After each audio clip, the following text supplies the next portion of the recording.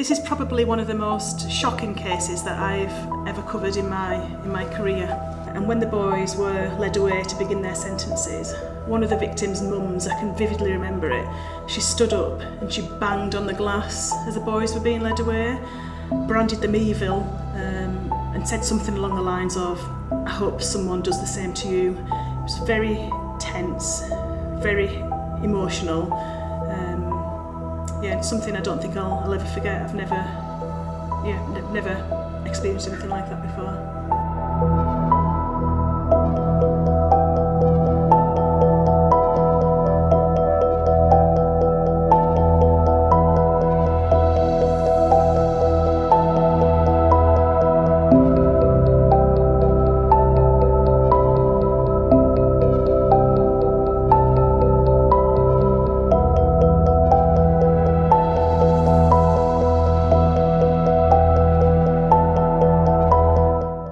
This is probably one of the most shocking cases that I've ever covered in my career. So this dates back to April 2009, and basically two brothers aged 10 and 11 at the time took it upon themselves to basically torture and almost kill two other young boys aged 9 and 11 at the time. This happened in a little former mining village in Doncaster called Edlington. Two boys were playing out Saturday afternoon, just having fun like young boys do, and unfortunately their paths crossed with two brothers. Now these two brothers had only just moved to Edlington a few weeks earlier. They were in care and had been placed with foster parents, and on this day, for whatever reason, they took it upon themselves to attack these two innocent boys. I've actually got it written down here, what the boys did to the victims, because there is so much. They kicked, punched and stamped on their victims. They throttled and cut them. They sexually humiliated the boys. They hit them with branches, pelted them with stones, and one victim had part of a discarded ceramic sink dropped onto his head from a height, which left him with critical head injuries. He was really close to death. So this happened in what was described as a ravine, a really isolated area of Edlington. You know, the kind of place where boys make camps and, play. So it was isolated. It was quite sinister, really, to think that the two brothers that attacked these boys did it there, out of the eyesight of anybody. And bearing in mind this was back in 2009, when most kids really probably didn't have mobile phones like they do now. One of the brothers actually filmed part of the attack on the phone. So that was discovered by the police when they were investigating this. So the real horror of what those boys encountered was captured on this mobile phone. The two boys that carried out this attack were charged with causing GBH with intent, robbery, and causing a child to engage in sexual activity. They pleaded guilty and the case went to court. It was really unusual because of the age of the boys. I covered the case. It made all the national headlines. All the media descended upon Edlington. Sky News were there. Everybody was there. It was such a big case. It really had echoes of the Jamie Bulger murder from years earlier, when two young boys, just 10 years old at the time, they abducted a little boy from a shopping centre, tortured and killed him. And this case it really had strong similarities to that, and I think it just shocked people. It was on the front pages of all the nationals. The boys were sentenced to indeterminate sentences, which meant that they were detained until the parole board felt that they no longer presented a risk to the public. We were not allowed to name them at that point. When the boys turned 18, there would have been the chance for us to have named them, because those automatic reporting restrictions would have expired. But the case went to court again, and the boys were successful. They applied for lifelong anonymity, and they were granted that. So they could be living alongside any one of us. They've got new identities and none of us will know their pasts. But that's what the court decided that day, and we have to honour that. Even though everybody in Edlington knew who the boys were, we have to respect the decision of the court, and we can never name them. So there was a serious case review carried out into this attack afterwards, because people really wanted to know what had happened. How could boys of such a young age have it in them to practically nearly kill two other young boys?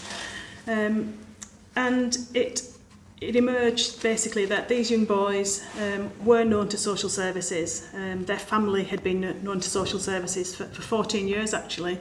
And when they looked at the case in depth and the interaction that had been with the family over those 14 years, there were 31 missed opportunities to help these young boys, to intervene and to try and divert them, down a different path in life. But unfortunately, through for various reasons, such as lack of social services staff, that kind of thing, they slipped through the net. And the two boys that they encountered on that day in Edlington, they paid the price. So that serious case review, it found that nobody could have reasonably predicted the severity and extent of the assaults, but concluded the attack was preventable had officers taken assertive and effective action to address the brothers' escalating pattern of violence. So after the attacks became common knowledge, all the media descended upon Edlington, and they also went to the other part of Doncaster where the boys had grown up, because remember, they'd only been in Edlington for a matter of weeks. The Edlington residents said they'd encountered various problems with them, but back in their home community, they were very well known. There were reports of abuse, throwing stones at windows, at houses, regular antisocial behaviour, the police constantly being at the family address. They were getting out of control, and eventually the authorities did step in and did remove them from their home, but the behaviour continued in Edlington. No one's blaming the foster parents in any way, shape or form. They were on a road that nobody could get them off. The serious case review also revealed that the boys, the brothers, had suffered neglect and emotional damage as they were growing up.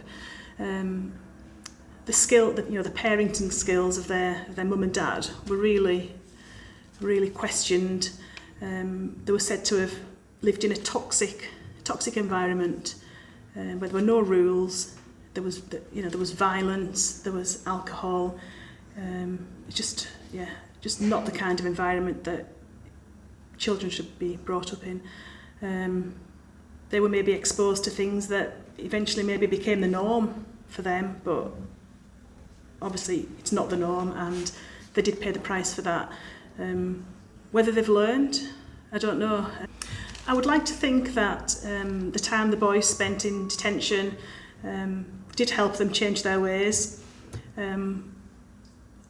We'll never know. I do know though that shortly after one of the brothers was released from detention, he was found with a machete and detained again. So at that point his behaviour hadn't changed, but we've just got to hope that a few years down the line that they've grown up a little bit, had a bit more support, a few more intervention, and hopefully they are leading better lives. So the serious case review looked into the background of the boys and established that they hadn't had the best upbringing in life, but it was very clear that no matter what they'd been exposed to, that does not excuse the crime or imply that all other children who experience similar neglect and domestic abuse will go on to commit such crimes.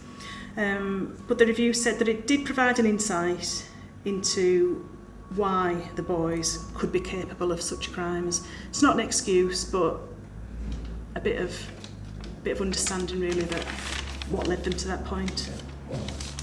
So I was fortunate enough to cover this case. There was such massive interest in it from, like I say, from all the nationals. We all wanted to be in that courtroom. It's so unusual to get two young children of that age in a Crown Court for offences of this severity. As a local crime reporter at the time, I was granted access. I've never experienced anything like it, the level of tension that you could feel in the court, because you had the young boys in the dock, separated from the families of the victims just by a pane of glass basically. And when the boys were led away to begin their sentences, one of the victims' mums, I can vividly remember it, she stood up and she banged on the glass as the boys were being led away, branded them evil, and said something along the lines of, "I hope someone does the same to you." It was very tense, very emotional. It's something I don't think I'll ever forget. I've never experienced anything like that before.